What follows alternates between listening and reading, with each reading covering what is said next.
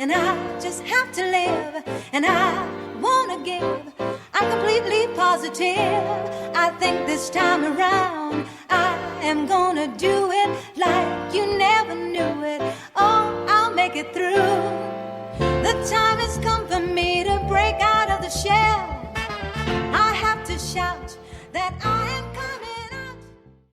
Welcome to the show Never Too Late Ever, where we focus on making the next chapter of your life. Did you hear me? Your life, the very best chapter ever. I am your host, Lorraine Hoving, and I want you today to open your ears, open your heart, and listen, because my prayer for you is to find a gem, a treasure that you can apply to your life today. And today I'm so excited to have our guests back here from last week, Jonathan and Jana. Welcome. Thank you. Thank you. Happy to be back.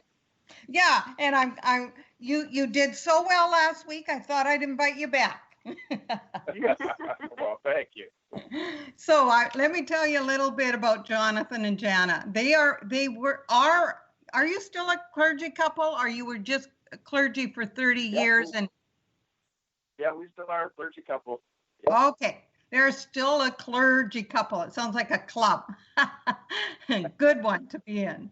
And they've served congregations in Iowa, Minnesota, and they are now located still in Minnesota. Jana is a 2-time breast cancer survivor. We heard her story last week. And their new ministry is called More to This Life. What a great title. It combines their professional training with their personal experiences of hardship to help people grow towards greater emotional, relational, and spiritual health. Well, welcome back. Thank you. And today, your topic, and I want you to explain it. It's called Look In, Look Out, and Look Up. What are you talking? Yeah, I kind of got the gist, but go into a little bit more detail. Yeah. Well, we, as we were talking a little bit about last week with Jana's cancer journey and some of my own medical crises, also some things related to that with what a lot of people experience, some difficult work transitions, relationships. As you were saying, Lorraine, last week, everybody carries some kind of burden or pain. Everybody has a story. And so often people really get stuck. And your whole mission, as I understand it, is to help people get unstuck. And it's never too late to turn that around. We have a similar mission, and the way we go about addressing that is through that little catchy phrase, look in, look out, look up. And what we mean by that is we help people name their pain, maybe the fear that has paralyzed them with whatever the particulars are of their situation, to not be able to name those things, whether that's relationally, emotionally, or spiritually. So the look in is to look at the emotions behind the fear. The look out is to grow intentionally some communication skills and relationship skills, to grow the key and principal relationships in your life, restore some health. And then the look up is to be reminded that even in the midst of the questions, even in the midst of the pain, God is still very much present, and there are ways that we can become even more aware of his personal presence in our life. Right. And, I think it is important that you have said we need to look in, because in my healing of losing 120 pounds, I had tried so hard before, and I kind of looked out. But until I looked in and learned how to deal with forgiveness of what had happened in my youth, I kept self-sabotaging because I hadn't dealt with the inward. So this is look in, and then once you've looked in, then you can look out and look up. I love it. So I want to talk a little bit about the emotional component of forgiving, because you deal with, you are professionally deal with couples. And I think that what you said was you need to name the emotion. And so often we know that there's pain back there, but we sometimes don't want to name the emotion. So forgiveness is huge. So tell me about what does the term mean to you, the art of forgiveness? Mm-hmm. Yeah, that's a great question. Oftentimes when somebody says, "Oh, I'm sorry, I didn't realize that," we'll say, "Oh, that's okay." And we may mean it or we may not. But when our girls were little, we were influenced by a book that we can talk about here in a minute that kind of gave us a really simple process for getting through forgiveness and really experiencing that both as the forgiver and the forgivee.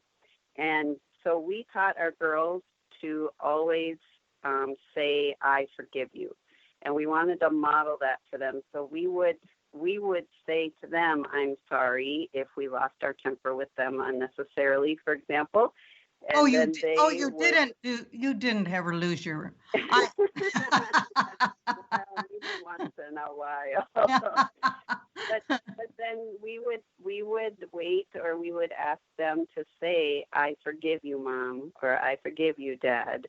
And then we would train them when they also did things that weren't appropriate to ask for forgiveness. And then we would use the words, "I forgive you." And that was just a really simple way. And it is much different than saying that's okay. Right. Right. That was a really simple way for us to kind of, as a family, begin that process.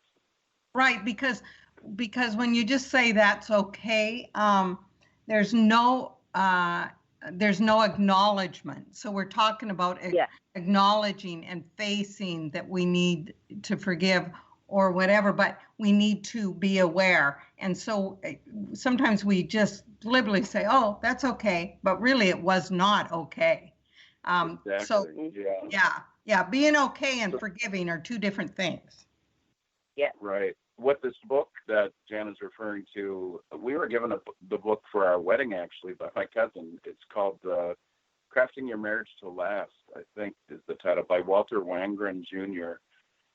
A great deal of it is about forgiveness. But summarizing his process, there's three terms, which are give up, give notice, and give gifts. And it's sort of formalizing the process to make sure that it's complete. So giving up is giving up the right to be mad. Your partner probably did hurt you. There probably are legitimate wounds.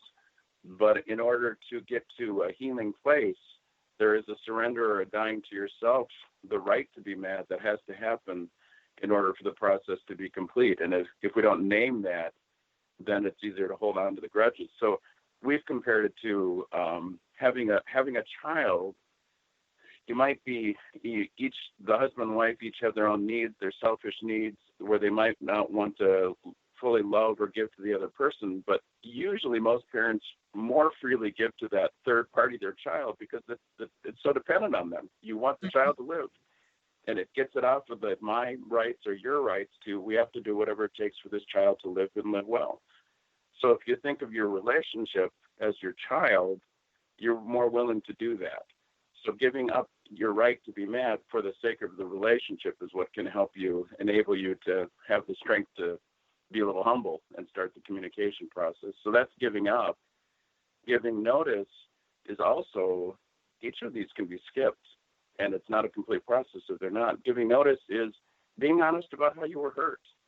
People think, and it can be humbling to be honest and actually say it when the person starts to listen.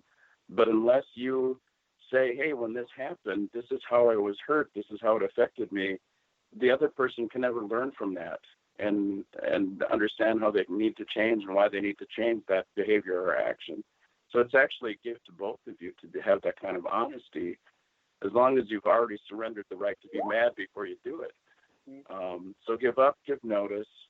And once you've talked about it, have back and forth communication in the give notice stage, using your common communication skills. Then finally is the give gifts. That's the gift of saying, I forgive you, or first of all, I'm sorry. The other person saying, I forgive you. And then we also would always say, we need to say, I love you. And it's easy to skip any of those phrases. I'm sorry, I forgive you, or I love you. But if there's something that formalizes it if you say it out loud. Right. We tried to model that for our kids, and we've kind of stuck to that as a commitment. Sometimes you don't want to do it, right, Lorraine?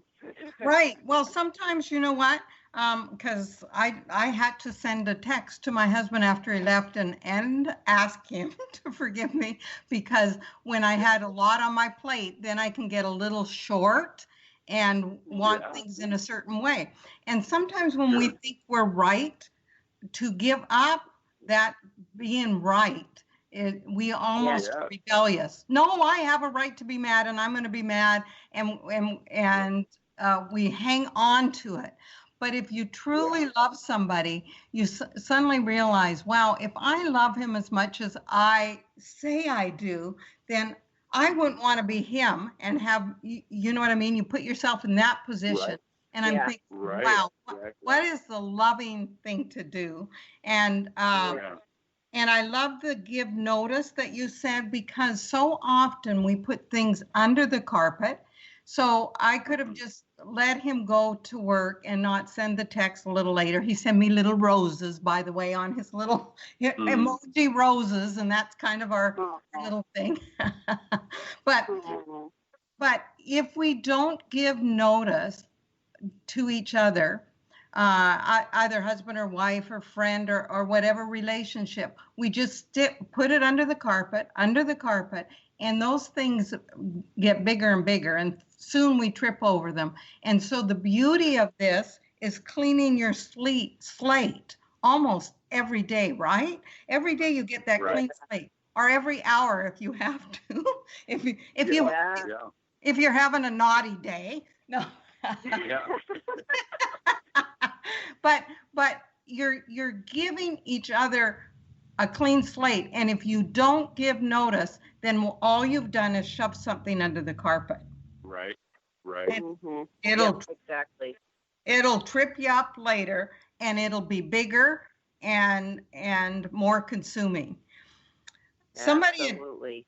Somebody had given me years ago the analogy of when you don't forgive someone, it's as if there's a chain from you that's wrapped around your ankle, that's wrapped around their ankle, and you continue to drag them around. And in some way, that was my case. You drag them around everywhere because you've put it under the carpet, but it's still obviously in your heart. Yeah, and you're often the one suffering more than the person who committed the offense. In reality. They go on with their life. So if you're out there and you are struggling with forgiveness, I would say, and I think Jana and Jonathan would say too, today is the day, right? There is no day like today. There is no time like the present, because that's our message to you. It is never too late, ever, until it is. So there could be a day when it's too late. And so today, I think, is the day to forgive. What do you guys think that sounds like? We're going to call this Forgiveness Day to whoever's listening out there. I love that. Absolutely. And, we've heard such horror stories recently of family members who, their other family member ended up in the hospital with COVID and ended up dying, and they never said goodbye. They didn't realize that was going to be the last time they saw them, and you just think of all the unresolved issues that had they just had a little bit of time together, to have that last conversation of forgiveness. It just makes it all the more real that we need to make that a priority in our everyday lives now. Right. You just gave me goosebumps, because in this present time, we are all reminded of the importance of living every day as this could be our last day. We don't know. And yes, you're correct that there were probably many people that didn't get to say, please forgive me, or I forgive you. And so I think